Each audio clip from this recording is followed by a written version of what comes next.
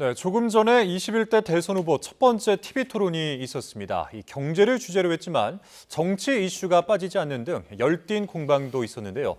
토론 주요 내용과 함께 정치권 이슈 함께 짚어보겠습니다.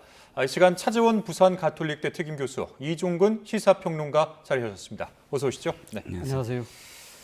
자, 대선을 16일 앞두고 첫 번째 TV 토론 열렸는데요. 먼저 4명 후보의 모두 발언부터 듣고 대담 이어가겠습니다. 80년 5월 광주는 2024년 12월에 대한민국을 구했습니다. 그리고 희망을 새롭게 만들어내고 있습니다. 오늘의 이 내란을 극복하는 우리의 노력도 결국 다음 미래 세대들을 구하게 될 것입니다. 이번 선거는 대한민국의 미래를 결정하는 정말 중요한 선거입니다. 누가 대통령이 됐느냐가 아니라 어떤 나라가 되느냐가 결정되는 순간입니다. 유능한 국민의 일꾼, 유용한 도구를 뽑아서 새로운 대한민국, 진짜 대한민국을 꼭 만들고 싶습니다. 저는 민생 대통령이 되겠습니다. 저는 경제 대통령이 되겠습니다. 지금 우리나라 청년들 50만 명 이상이 그냥 쉬었음입니다. 이 청년들에게 좋은 일자리를 만들어서 일을 하면서 결혼도 하고 아기도 갖고 가정을 꾸릴 수 있도록 하겠습니다. 제가 반드시 일자리 대통령으로서 여러분들에게 일자리를 많이 만들어 드리겠습니다. 사회주의 중국이 수리공학자, 화학공학자 같은 과학자들을 이공계 출신을 국가 지도자로 배출하면서 과학기술 경쟁에서 우리를 추월하는 사이 우리는 법률가 출신 정치인들이 비상계엄령을 선포하거나 아니면 본인을 방탄하기 위해서 불체포 특권을 악용하면서 국가 경쟁력을 끝없이 떨어뜨렸습니다. 저는 그들과 달리 이공계 출신입니다. 저 이준석이야말로 압도적 새로움, 미래를 연 선택입니다. 차별과 불평등에 맞서 싸워온 수많은 목소리를 담아 이 자리에 섰습니다. 열심히 일해도 가난하고 갈수록 주변으로 밀려나는 이 불평등한 세상, 이대로 방치해서는 안 됩니다. 불평등한 세상 갈아엎어야 합니다. 저 권영국, 차별 없는 나라, 새로운 평등한 대한민국을 만들겠습니다. 네, 지금 주요 후보자들의 주요 발언들을 각각 듣고 오셨는데 조기 대선 전국에서 첫 TV 토론이었습니다. 두 분께서도 관심 있게 지켜보지 않았나 싶은 생각이 드는데 중간중간에는 공세도 있었고요. 또 충돌도 있었는데 자, 먼저 한 분 한 분께 오늘 있었던 이 후보자 토론에 대한 관전평 한 줄, 그다음에 그에 대한 이유를 좀 여쭤보겠습니다. 우리 차 교수님부터 한번 말씀해 주시겠습니까? 이번 토론은 제가 생각할 때 사인 본색을 분명하게 보여준 토론이라는 생각이 듭니다. 일단 민주당 이재명 후보 같은 경우는 지금 지지율에서 압도적으로 지금 앞서고 있는 만큼 나름대로 상당한 안정성을 보여주고 여유를 보여주는 그런 토론이 임했죠. 그렇지만 토론에서의 본질, 왜 이 조기 대선을 하는가, 그것은 내란 극복이라는 부분은 분명하게 적시를 했다. 그리고 이 김문수 후보는 이 지금 2위 후보잖아요. 그렇기 때문에 2위 후보로서의 1위 후보를 겨냥한 상당한 공세에 초점을 맞춘 것 같고요. 그래서 선택과 집중을 하는 그런 모습을 보였다는 것이죠. 예를 들면 다른 후보에게는 거의 질문을 하지 않고 이재명 후보만 이렇게 딱 겨냥해서 질문하는 그런 모습들이 상당히 두드러졌다. 그리고 또 이준석 후보는 본인이 가장 젊은 후보잖아요. 그렇기 때문에 상당히 패기 있고, 그리고 본인 스스로가 이야기했다시 지금 이공계 후보로서의 나름대로의 치밀함, 이런 구체성, 이런 부분들로 갖고 자신의 강점을 부각시킨 한 판이었다는 생각이 들고, 그리고 권영국 후보는 사실은 진보 정당이잖아요. 그렇기 때문에 진보의 가치를 제일 먼저 내세웠다는 것이죠. 다른 후보들이 다 성장을 이야기할 때 지금 이번 대선에서 나름대로 지금 상당히 일종의 그러니까 지금 간과되고 있는 중요한 가치인 이 지금 불평등에 대한 문제를 제일 먼저 지적을 하면서 이 민주노동당의 정체성을 확실하게 보여주면서 존재감을 분명히 보여줬다는 생각이 듭니다. 예. 자, 우리 평론가님은 어떤 관전평과 어떤 이유를 말씀하시겠습니까? 무승부였다. 무승부였다. 예, 결정적으로 누군가가 점수를 많이 땄다라고 하기에는 아. 네 후보 모두 장점과 단점이 있었습니다. 이재명 후보부터 얘기해 볼까요? 자, 두 번 이재명 후보가 TV 토론을 봤습니다. 우리가 2017년도에도 한번 봤고 2022년도에도 봤습니다. 근데 2025년에 이재명과 2017, 2022년에 이재명, TV 토론에서 이재명이 좀 달라졌어요. 2017년과 2022년에는 추격하고 있었거든요. 그러니까 굉장히 공격적이었어요. 그리고 굉장히 이념적이었고 내용들도. 그런데 오늘 이재명 후보는 아까 교수님께서도 말씀하셨지만 안정적인 모습을 보여주려고 노력을 했다. 그래서 누군가를 뭐 정도 이상으로 공격하거나 예. 물론 선두 후보이니까 사실은 방어하는 게 너무 당연하고 또 이제 격차가 좀 있으니까 굳히기 하는 게 당연합니다만 그럼에도 불구하고 여러 가지 정책에서 상당히 유연하고 또 보수적인 어떤 그런 그 정책마저도 언급하는 어떤 상황이었다. 그렇기 때문에 이재명 후보에게 무슨 진짜 가점 요인이나 감점 요인으로 작용할 만한 건 없었다고 보여지고요. 그 다음에 김문수 후보가 좀 뭐랄까요? 지금 이 지난번 경선 과정에서였던 토론에서 적극적으로 이 새롭다. 그러니까 김문수 후보가 예전에 어떤 김문수 후보보다 상당히 새로운 의제를 갖고 왔다든지 또는 젊은 한동훈 후보라든지 이런 질문에 대해서 상대적으로 굉장히 적극적이지 못했다든지 이런 점들이 있었거든요. 그래서 기대 수준이 아주 높지는 않았어요. 혹시나 이준석 후보나 이재명 후보의 날카로운 질문에 당황하거나 감점 요인이 있지 않을까라는 그런 우려도 있었거든요. 예. 또 오늘 어쨌든 상대적으로 세대가 가장 높잖아요. 70대고 나머지 60대와 40대가 있는데 전체적으로 일관성이 있었고 자신이 이야기할 것을 다 이야기했다. 하지만 새롭진 않았다. 그다음에 이제 이준석 후보는 굉장히 공격적이었어요. 예. 뭐 이재명 후보에 굉장히 공격적이었고 또 굉장히 디테일했습니다. 뭐 숫자라든지 이런 점들을 굉장히 디테일했는데 다만 그런 점 이외에 자신의 어떤 정당이나 자신의 어떤 그 대통령 후보로서의 안정감, 신뢰감을 충분히 줬느냐? 이런 점에서는 부족한 점이 있었고 마지막으로 권영국 후보는 이래서 진보 정당이 지금 사실 굉장히 지지율이 떨어지는구나라는 걸 느꼈어요. 예전에 이정희 후보가 왜 박근혜 후보에게 떨어뜨리려고 나왔다라는 것이 얼마나 국민들에게 그 안 좋은 어떤 인상을 줬는지를 충분히 알 텐데 오늘 시작부터 김문수 후보한테 사퇴하세요. 요거부터 시작을 하거든요. 우리는 지금 사퇴하라 마라 야단을 치려고 하는 토론을 벌이려고 하는 것이 아니라 각 정당의 비전 그리고 후보들의 뜻 그런 것들을 이야기하면서 사실은 다른 후보의 부족함을 드러낼 수 있는데 예. 처음부터 끝까지 흥분하고 상대를 공격하고 퇴출시켜달라라는 그런 이 태도로서 사실 일관한다면 이 진보 정당이 계속 외면당할 수밖에 없다라는 생각이 듭니다. 예. 뭐 사실 이제 제가 준비한 그 다음 두 번째 질문은 어떤 후보가 가장 선전했느냐 이제 이걸 여쭤보려고 했는데 첫 번째 질문의 답변에 어느 정도 좀 힌트가 있었던 것 같다라는 좀 생각이 듭니다. 우리 차 교수님은 그러면 권영우 후보에게 손을 좀 들어주실 수 있는 건가요? 아니요, 뭐 저는 뭐 어떤 특정 후보가 잘했다기보다도 이번 토론에서 가장 두드러진 부분을 제가 한번 말씀드리고 싶은데요. 예. 이번에 이재명 후보와 이준석 후보의 토론 자체가 상당히 좀 티티타카처럼 상당히 좀 이렇게 재미있게 저는 진행이 됐다는 생각이 듭니다. 앞서도 말씀드린 대로 이준석 후보가 상당히 디테일하게 아주 구체적인 수치를 갖고 질문을 했어요. 그리고 또 이준석 후보가 생각했을 때는 이재명 후보의 그 공약들이 과연 실천 가능할 것인가, 예산을 어떻게 갖고 올 것인가, 뭐 그리고 또 예를 들면 중국 문제에 대해서도 너무 친중적이지 않느냐 그런 이야기들을 자기 나름대로의 논거를 대면서 충분히 이야기를 했고요. 여기에 대해서 한치도 밀리지 않고 이재명 후보가 상당히 나름대로 잘 받아쳤다. 그래서 제가 상당히 오랫동안 지금 뭐 정치를 들여다보고 이제 대선 후보 토론도 많이 봤습니다만 예. 오늘 이 두 후보의 티티타카는 상당히 조금 좀 토론의 격을 한층 높여준 것이 아닐까라는 생각이 들 정도로 상당히 제가 생각을 좀 안명해가 있었다는 생각이 듭니다. 많이 지금 민주당 이재명 후보에 대해서 궁금했던 부분들을 이준석 후보가 잘 지적을 했고 여기에 대해서 뭐 이준석 후보는 상당히 뭐랄까요 뭐 좀 얼렁뚱땅식으로 넘어간다는 식으로 이야기는 했지만 이재명 후보가 나름대로는 좀 설득력 있게 저는 뭐 이렇게 대답을 한 것이 아닐까 그런 측면에서 본다고 한다면 오늘 토론을 한 단계 높이는데 두 사람이 기여했다. 저는 그렇게 평가를 하고 있습니다. 두 사람의 티키타카를 또 꼽아주셨고요. 또 우리 평론가님은요.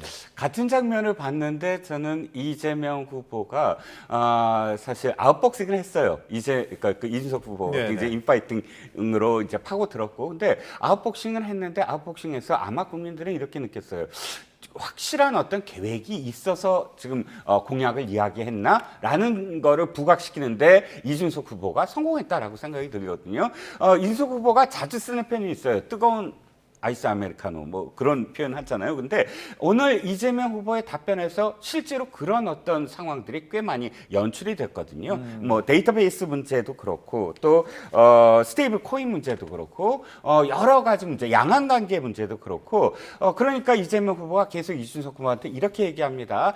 극단적인 상황을 상정을 해서 자꾸 몰아간다 이렇게 얘기해요. 그런데 가장 재밌는 장면.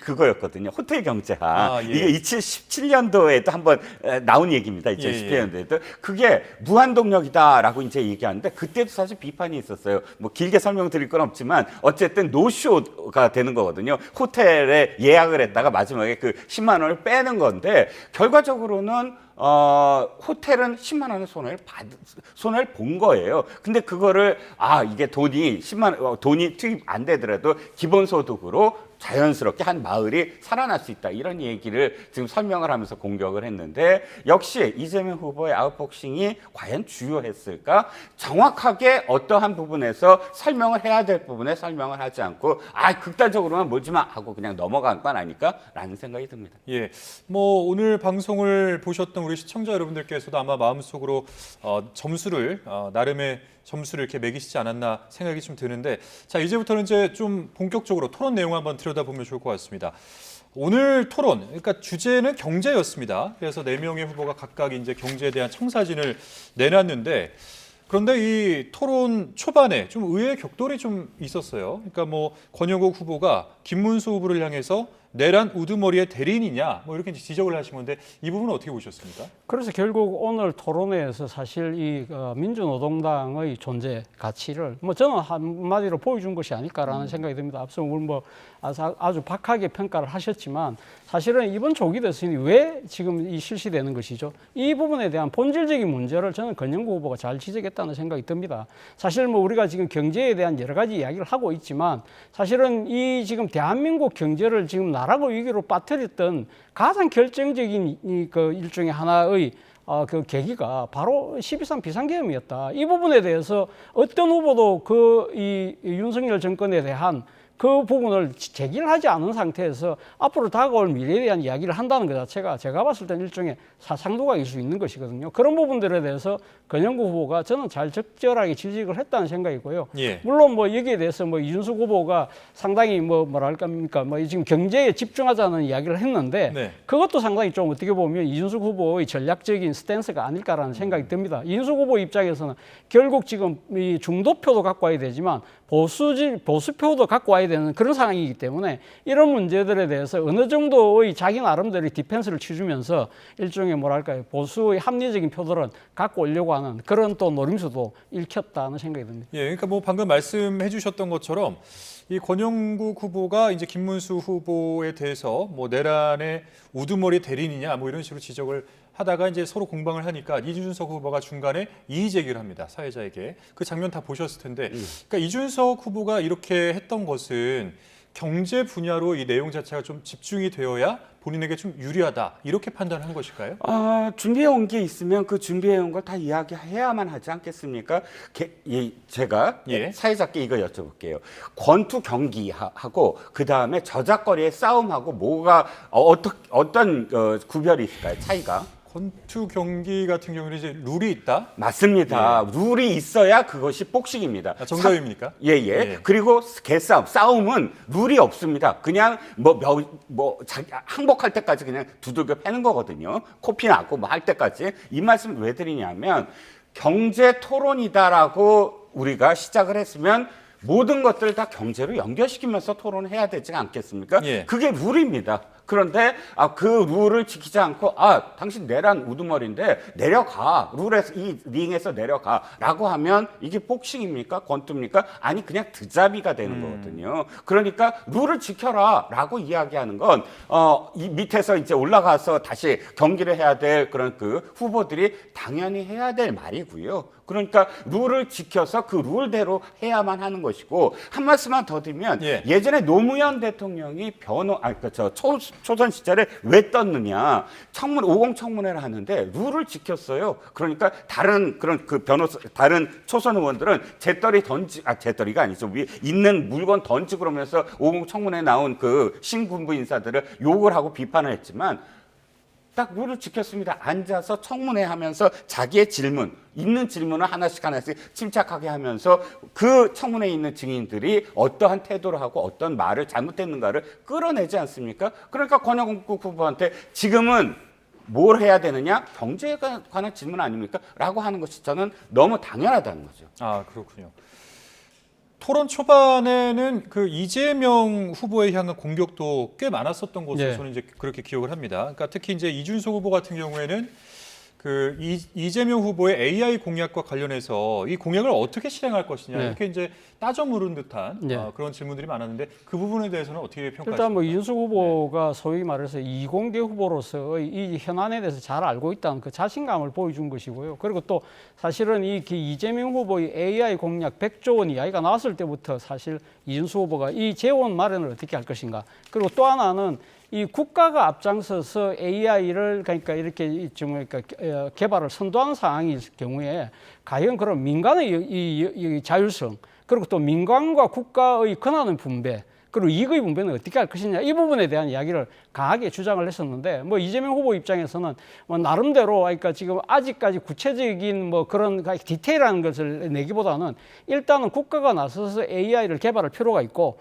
그리고 이 과정에서 나름대로의 국가와 민간의 영역은 자연스럽게 만들어질 것이라는 이야기를 했습니다만, 그리고 또 하나는 지금 이 재원의 부분도 뭐 충분히 이야기는 뭐 이렇게 나름대로 이야기를 했습니다만, 그것이 얼마만큼 설득력을 갖느냐 부분은 아마 시청자들이 평가를 먹지 않을까라는 생각이 듭니다. 예, 뭐 그런가 하면은 김문수 후보 같은 경우에는 그 이재명 후보의 커피 원가 120원 발언 있지 않습니까? 뭐 그거 포함해서 주 52시간 공세 뭐 이런 부분들에 대해서는 강하게 좀 목소리를 내는 듯한 그런 것들이 좀 읽혔는데, 좀 이런 면을 봤을 때는 뭐랄까요, 좀 내가 경제에서는 한 수 위다, 이런 것들을 좀 어필하기 위한 발언일까요? 그렇죠. 지금 김문수 대 이재명 두 후보의 싸움은 경기도지사의 싸움입니다. 두 후보 다 경기도지사였고, 경기도가 워낙에 그 규모도 크고 예산 규모도 크고 또 그 안에 산업의 어떤 다양성, 그 다음에 여러 가지 어떤 그런 그 경험을 할 수 있는 그런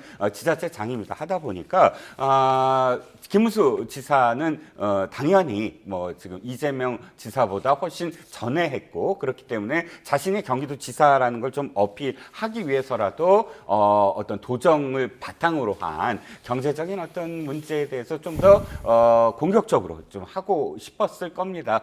그런데 의외로 커피 120원이 굉장히 큰 어떤 이슈처럼 생각을 했거든요. 왜냐하면 오늘 커뮤니티에서 특히나 자영업자들의 목소리가 굉장히 컸습니다. 물론 이재명 후보 이렇게 대답을 했죠. 당시 그러니까 하천변에 식당들, 불법 식당들을 철거하는 과정에서 설득하는 그런 기재로서 이야기했을 뿐이다. 예. 라고는 하지만 그럼에도 불구하고 원두 가격과 원가는 개념은 좀 다르거든요. 근데 그 부분 뭐 아주 집요하게 공격하지 않고 빠져나가면서 중요한 건 이제 주 52시간이라든지 이런 부분, 규제 타파라든지 이런 예. 부분을 집중적으로 묻는 광경이었습니다. 그러니까 뭐 김문수 후보 같은 경우에는 이 전 정부에서 장관을 역임했기 때문에 네.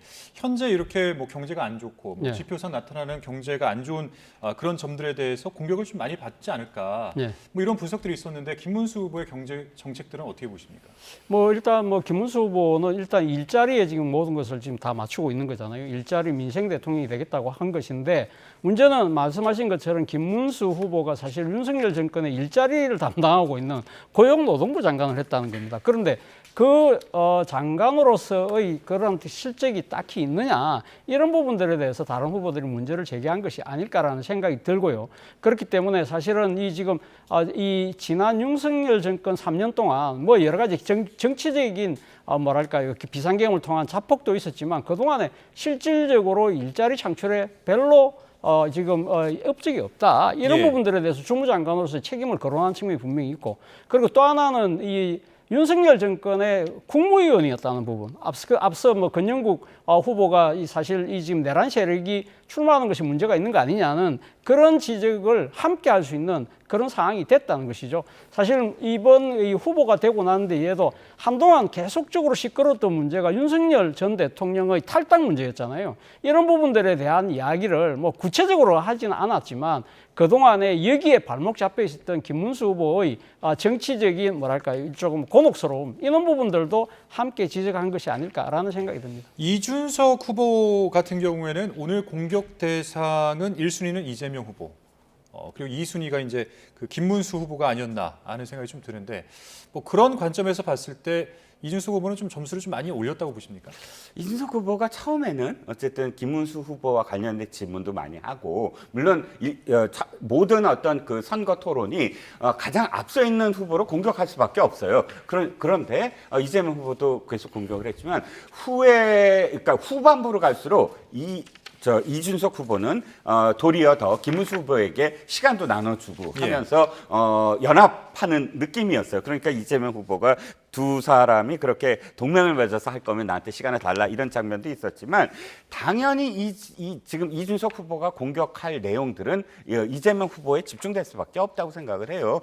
왜냐하면 김문수 후보가 오늘 내놓은 안들은 사실상 그렇게 막 그 공격적이거나 혹은 새롭거나 혹은 논쟁거리를 만들어낼 사안은 아니거든요. 일자리 창출이라는 문제라든지 규제 완화라든지 예를 들어서 이재명 후보도 그걸 받아서 규제 완화해야 된다라고 이야기하고 이제 균형을 잡아야 된다 대신 그걸 붙였지만 그래서 김문수 후보로 공격하기에는 김문수 후보의 정책들이 그렇게 논쟁적인 정책이 아니었고 실제로 논쟁적인 정책은 이재명 후보에게 더 많았다. AI 100조 원 같은 경우 그렇기 때문에 이준석 후보로서는 자연스럽게 이재명 후보를 공격할 수밖에 없었다는 겁니다.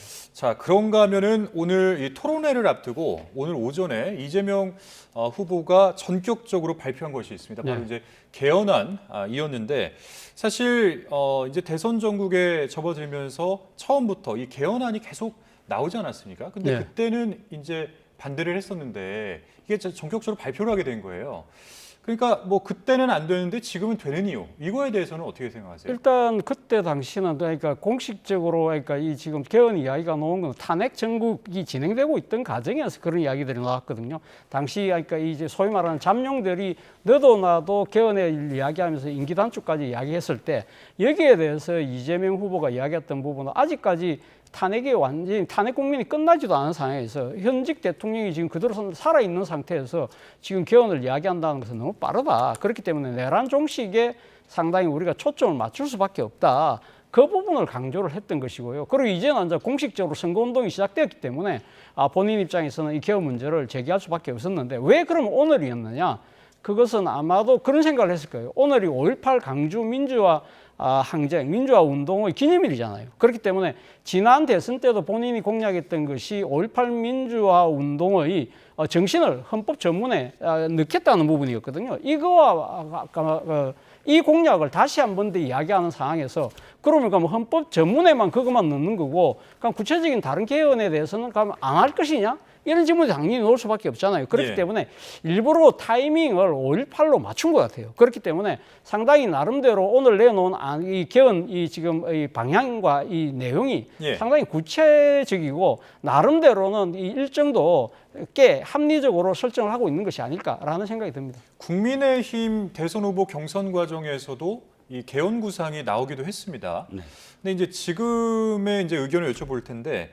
그러니까 지금 이재명 후보가 제안한 이 개헌안 어떻게 바라보세요?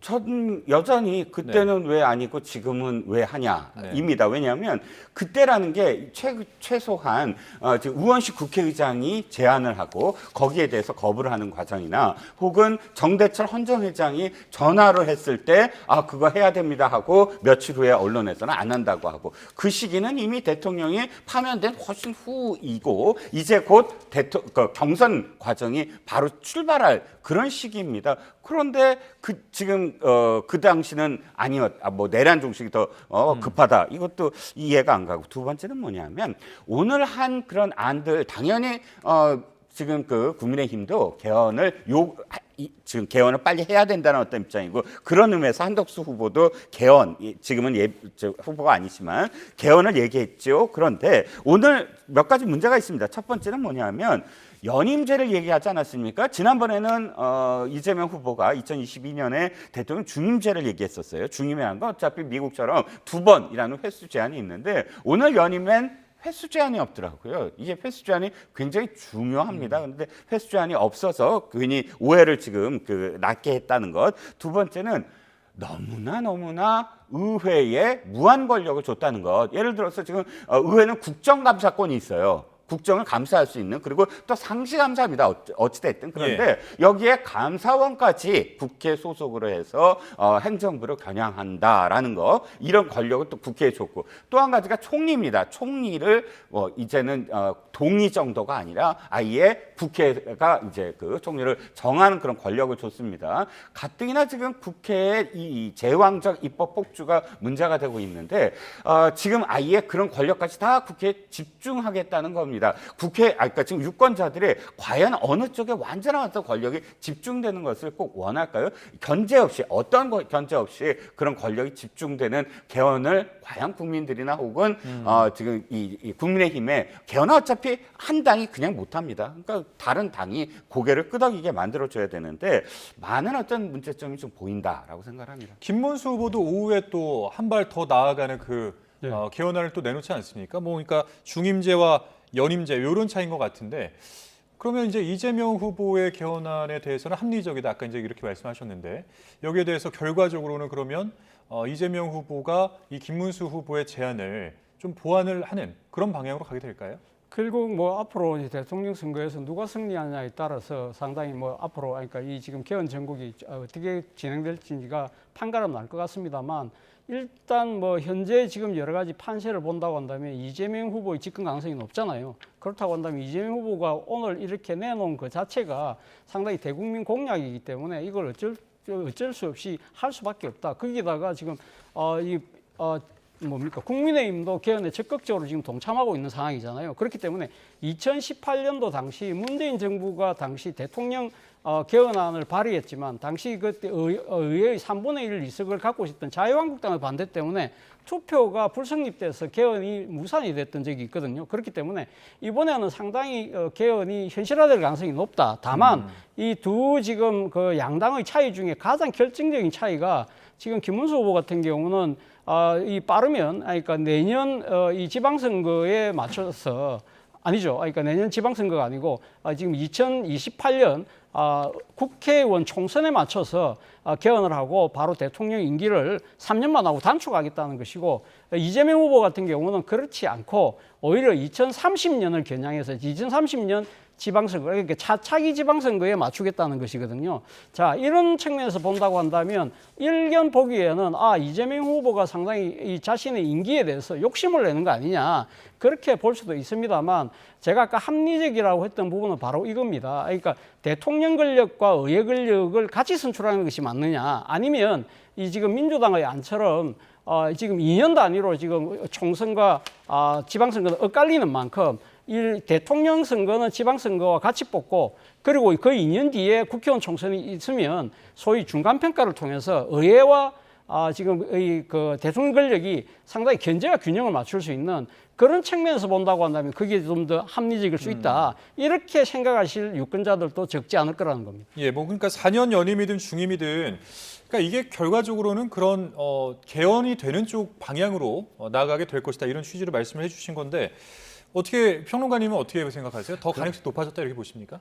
그런데 지금 그 대통령 후보 TV 토론에서 개헌 얘기가 나온 게 이번 처음은 아니에요. 이전에도 개헌 얘기 많이 나왔습니다. 결국 안 된 건 뭐 때문이죠? 거의 대부분 대통령이 된 다음에 사실은 개헌에 대해서 TV 토론이라든지 혹은 공약에 내세운 것만큼 적극적이지 않았기 때문이거든요. 그러니까 지금 이야기하는 게 중요한 게 아니라 실천력이 중요하다라는 것이고요. 보다 더 국회의 어떤 권한을 내려놓고 국민들에게 다가가는 그런 그 안들이 나와서 국민들이 이건 진짜 개헌을 해야 된다라고 생각을 하게끔 만들어주는 과정이 필요하다고 생각하고 가장 중요한 건 그 어떤 후보도 지금 그냥 이 TV 토론에서 얘기하는 정도가 아니라 실천을 해야 된다. 뭐 그것도 또 집권 초기에 이걸 드라이브를 걸어서 최소한 한 1, 2년, 3년까지 이 개헌에 대한 이야기로 쭉 가야 되는데 왜 안 되겠습니까? 사실 개헌은 블랙홀이기 때문에 집권한다면 자기의 어떤 정책이라든지 또는 자기의 어떤 국정 운영을 돋보이게 만들고 싶어 하지 누가 개헌이라는 것으로 해서 의제를 다 개헌으로 이렇게 빼앗기게 만들겠습니까? 그런 점에서 실천이 중요하다라고 생각합니다. 오늘 뭐 이제 토론회 초반부터 뭐 다뤄졌던 이런 의제까지 좀 다뤄보면서 개헌까지 좀 이야기 나눠봤는데 23일 날에는 또 2차 토론회가 진행되지 않습니까? 예. 이제 분야는 사회 분야에 대해서 진행이 되는데 여기에 대해서 한번 전망을 해주신다면 어떤 말씀해 주실 수 있을까요? 일단 뭐 사회 분야가 지금 뭐 중요하다 그걸 떠나서요. 오늘 지금 토론이 끝나고 난 뒤에 이제 지지율 조사를 할 거 아니에요. 그러면 지지율에 상당한 판세 변화가 있느냐 없느냐 그것이 가장 중요할 거라고 봐요. 그러면 이번 토론이 상당히 어떻게 보면 후보들을 평가하는 중요한 하나의 변수가 될 수 있다. 그렇게 된다고 한다면 23일 더 나아가서 또 정치 토론까지 상당히 주목을 받을 수밖에 없는 상황이 되겠죠. 판세 변화는 있을 거라고 보십니까? 글쎄요. 그거는 뭐 지켜봐야 될 대목이고 아까 말씀하신 그 부분에 앞서 뭐 지금 대통령 후보들이 대선 과정에서는 상당히 나름대로 지금 개헌하겠다고 이야기하지만 실질적으로 안 했다고 했는데 앞서 제가 말씀드렸잖아요. 2017년에 집권한 문재인 정부가 2018년에 바로 대통령 발의의 개헌안을 냈는데 거기에 반대한 정당이 국민의힘이었고 그때 당시 국민의힘이 반대했던 이유 중에 하나가 제가 기억하기로는 국회에다가 총리 추측을 달라는 거거든요. 근데 이번에는 총리 추측을 주겠다는 거잖아요. 그렇다고 한다면 모르겠습니다. 그러니까 이 2018년도에도 못 이루어졌던 것이 당시 집권 세력의 의지가 부족했던 것이 아니라 당시 문제는 이 여야 원내에서의 합의 정신이 부족했다는 부분을 제가 지적하고 싶습니다. 예, 저 평론가님도 한 말씀 해주시죠. 일단 저는 아까 무승부라고 얘기했던 이유가 큰 어떤 지지율 변화가 오늘 TV 토론에서 없을 거예요. 그러면 불리한 건 누굽니까? 김문수 후보가 불리해요. 왜냐하면 쫓아가야 되니까. 이게 모멘텀이 돼야 되거든요. 그러면 무승부라면 이재명 후보한테 유리해요. 굳히기를 할 수가 있으니까. 그래서 사회 토론에서 아마도 그러니까 큰 어떤 변동이 없으면 사회 토론이 더 격화될 것 같습니다. 그 기회를 뺏기 위해 네네. 차지하기 위한. 그렇습니다. 알겠습니다. 자, 여기까지 듣도록 하겠습니다. 지금까지 차재원 부산 가톨릭대 특임 교수 그리고 이종근 시사평론가와 얘기 나눴습니다. 오늘 말씀 고맙습니다.